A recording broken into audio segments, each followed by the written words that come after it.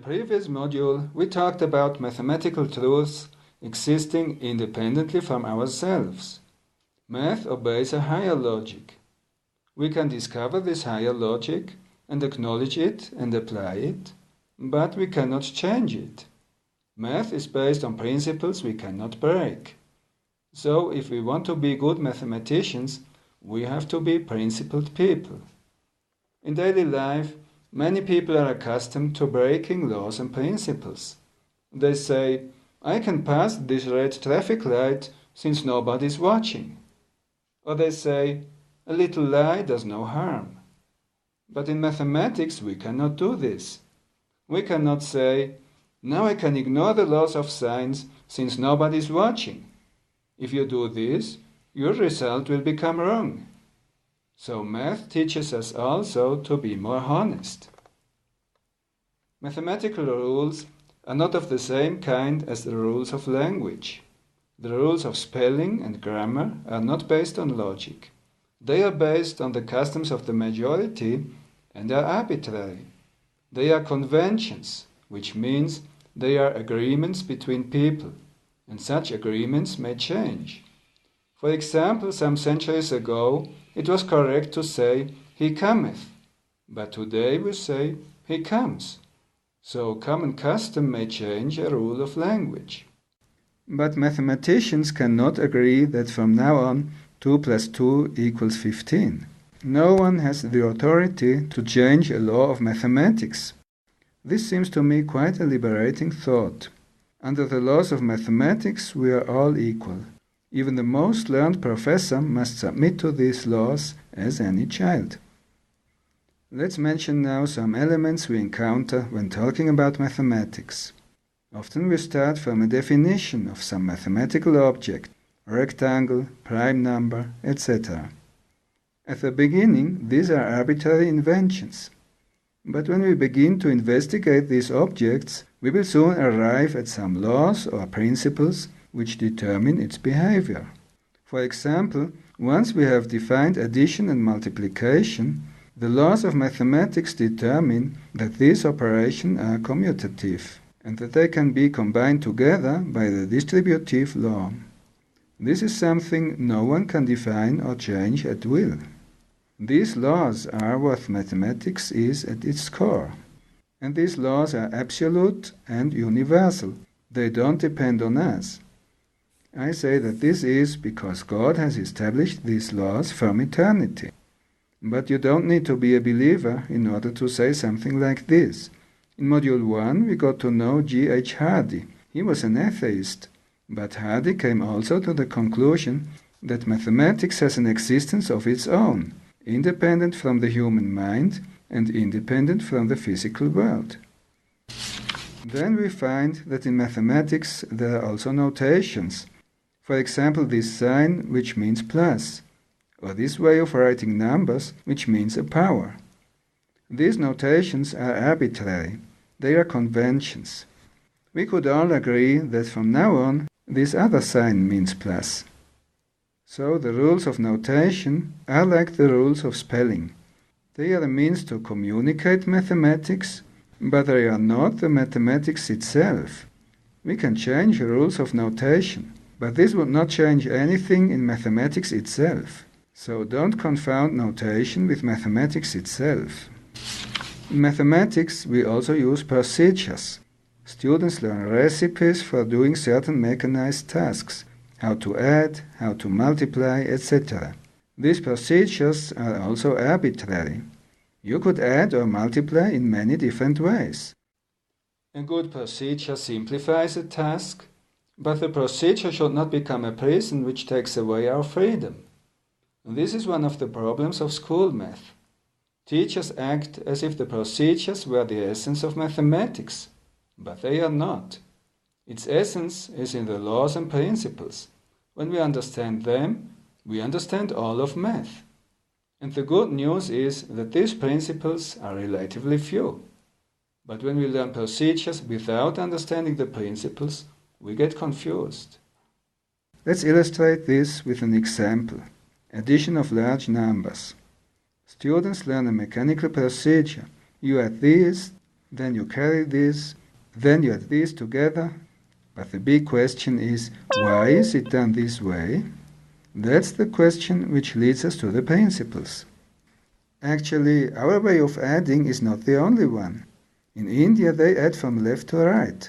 When a sum is 10 or more, they don't write a carry, but they correct the digit they have already written. In Japan, many people don't even use paper and pencil for adding, they use an abacus. And in many places of the world, people use pocket calculators. So why do we add the way we do it? Many children are not even taught to ask this question. So they learn only to manipulate mechanically some symbols they don't understand. They are being programmed like a pocket calculator. The calculator does not understand what it does.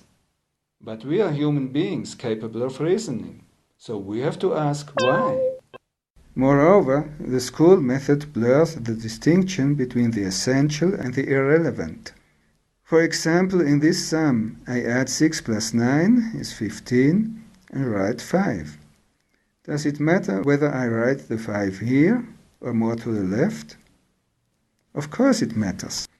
If I wrote the 5 here to the left, it would actually mean 50. But here it means only 5. Its positional value would be altered. Okay, now I carry 1.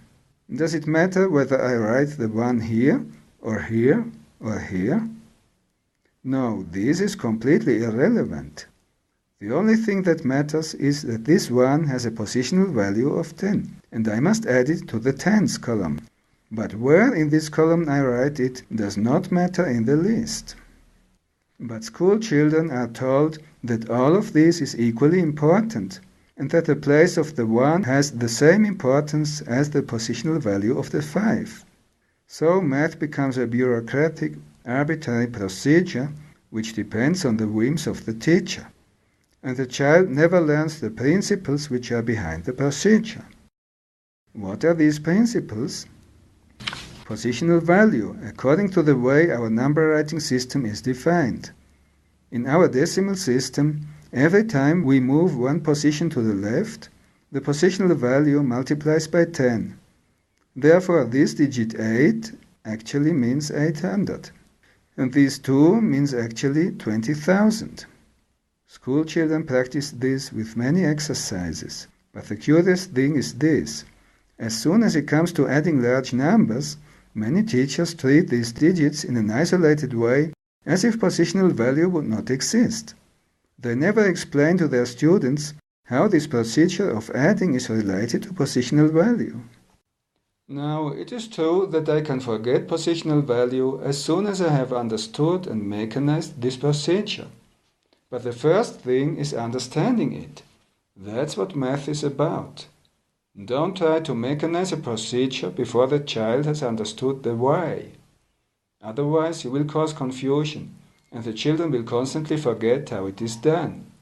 Therefore, in my opinion, we should spend much more time doing activities which lead to an understanding of the principles. And that is exactly the purpose of the activities in this module. We see that positional value implies the concept of multiplication. The values get multiplied by 10. Therefore, it does not make much sense introducing these concepts before the child has understood multiplication. But many schools and many textbooks introduce addition with carry and subtraction with borrowing as soon as the little kids know how to add and subtract one-digit numbers. Okay, they can do it mechanically, but they have no means to understand what they are doing. Another problem is that these little ones don't have sufficient concrete experiences with such large quantities.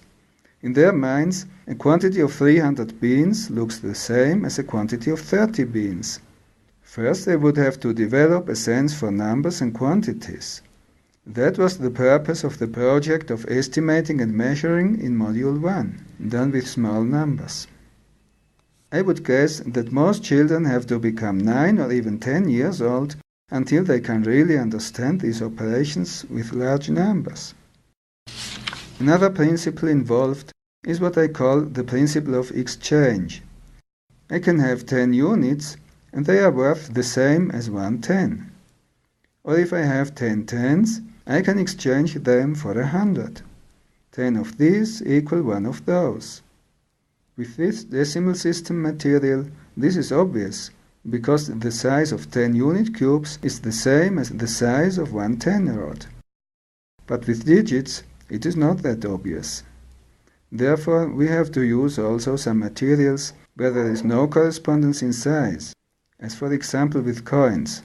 10 coins of 10 cents are equal to $1. I can exchange $10 for a $10 bill.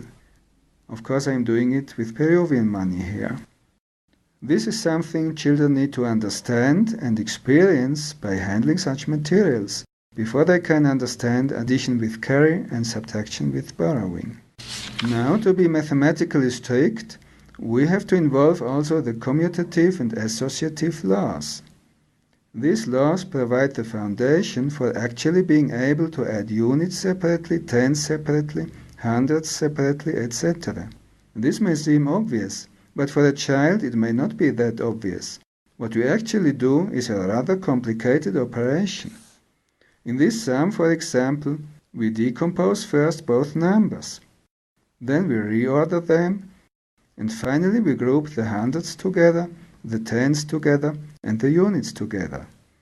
Why are we allowed to do this? This is something we would have to prove first.